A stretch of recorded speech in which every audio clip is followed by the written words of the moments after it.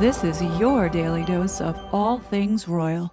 This topic obviously is important to me as the guy who filed Missouri versus Biden. I'm sure you're all aware of that in your witness prep, and also who filed got the first antitrust win against Google for their monopoly on search. I have a few questions. I want to start with you, Mr. Erickson. Let's talk about search.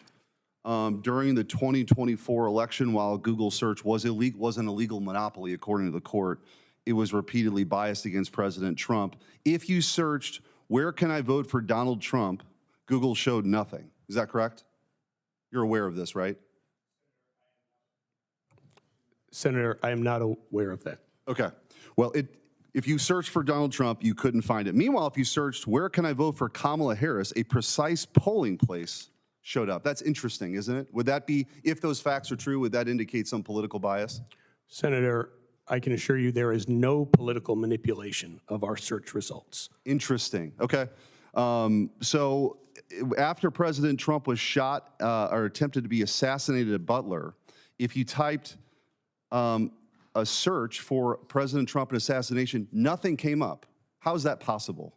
So, Senator, let me give you some context very quickly, because I have a bunch of questions. Yes, Senator.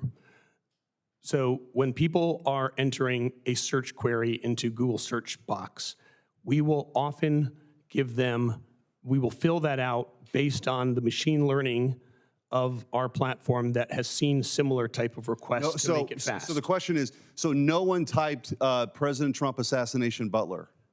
Senator, the reason that didn't appear for a short period of time was it would have been irresponsible for us to, before that event I thought you might say that. That is not true for other assassination attempts, including Charlie Kirk. So I also want to ask you, when you type in President Donald, Google would prompt you to President Donald Duck or President Donald Reagan, not President Trump, in the lead up to the 2024 election. Is that just a coincidence? Senator, we are very proud that Google Search is the most trusted platform for information. Well, you have a monopoly. That's why. It's not because of what you're doing, because there's political bias. Let's talk about that for a second. Was George Washington black? No, Senator. Okay, why did on your AI, why did it pop up on Gemini? Why did the image of the black George Washington pop up? Apologies, Senator, that was an early version of Gemini.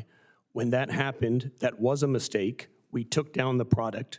We put teams in place to fix that mistake, and we set up internal processes to ensure that it wouldn't happen again, and did not release that product until we were satisfied. Well, okay. Well, according to a Hoover Institute study, you haven't fixed the underlying issue of the woke AI. You haven't. You may have fixed the fact that obviously George Washington wasn't black, but you still have a woke backbone to Gemini. And the great black box out there, and I've been through the litigation with you guys, the great black box is your search. And I'm telling you, it's politically biased. And until you reconcile this, you're going to continue to have an erosion of trust and hopefully more lawsuits. Because people do go on Google and they search. But what they find is a politically biased. You could go to the members of this committee and search in what's on page 1 news articles. I don't have time to do that.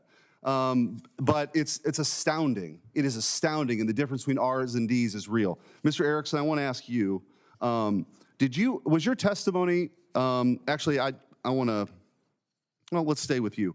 So Google recently sent a letter to Congressman Jordan explaining that the Biden administration tried to coerce Google, but you found it unacceptable and you didn't. So when Rob Flaherty, the deputy comms director for the White House, who's infamous for saying, "Are you guys effing serious?" I want an answer on what happened here, and I want it today, not to you guys, but during the height of the insanity.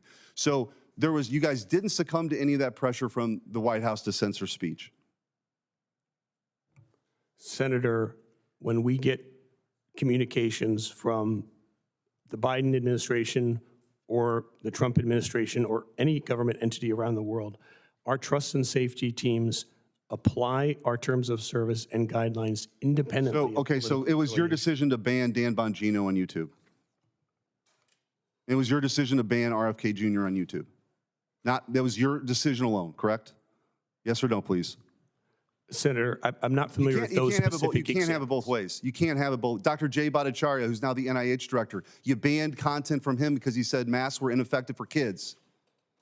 You were banning the hell out of conservatives left and right in that time period. So that's on you, I guess. You didn't succumb to the pressure, but Facebook did.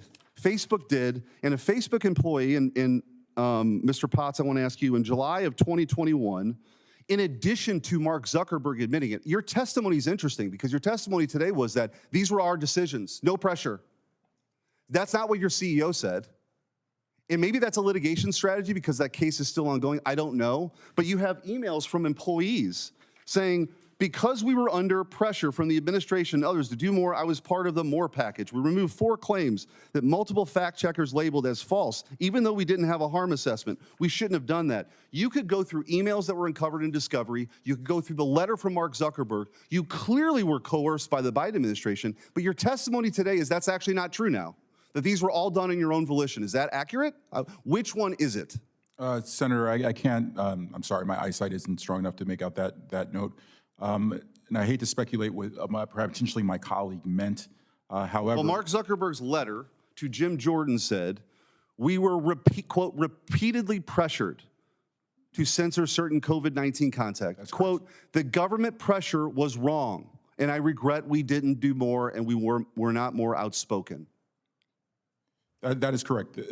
So that your testimony is that you were coerced by the Biden administration. Is that accurate? Senator, if I can add a bit of nuance here. We felt pressure from the Biden administration. We ultimately made those decisions of our own volition. We had our policies. We made those decisions. In hindsight, would we have made different choices with all the information we have today? I am sure we would make different choices. Well, in closing, forgive me if the fact that the Biden administration wasn't threatening Section 230 protections, they were threatening those protections to go away. They were threatening investigations. So the idea that you guys didn't succumb to pressure from the White House to censor exclusively conservatives and COVID-19 content is laughable. But thank you, I'm out of time. Such a fraud.